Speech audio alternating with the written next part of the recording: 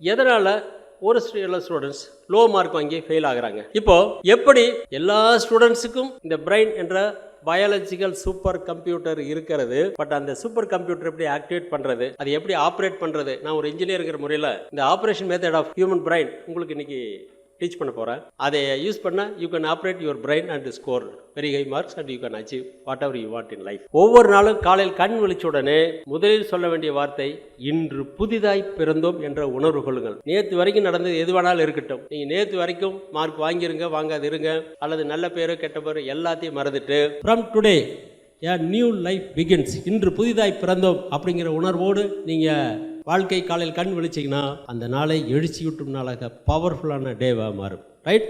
இப்போ சொல்லுங்க, இன்று புதிதாய் பிறந்தோம். எல்லா சொல்லுக்கும் செயலுக்கும் காரணம் நம்முடைய எண்ணங்கள். எண்ணங்களை மாற்றினால் வாழ்க்கை மாறும். எண்ணங்களை எப்படி மாத்துறது, அந்த மனசை எப்படி பக்குவப்படுத்துறது, அதுக்காகத்தான் இந்த மனவளக்கலை பயிற்சிகள் எல்லாமே உங்களுடைய அடிப்படை மாற்றத்தை செய்வதற்காகத்தான். இந்த கேம்பே உங்களுக்கு அடிப்படை மாற்றத்தை உருவாக்குவதற்காகத்தான்.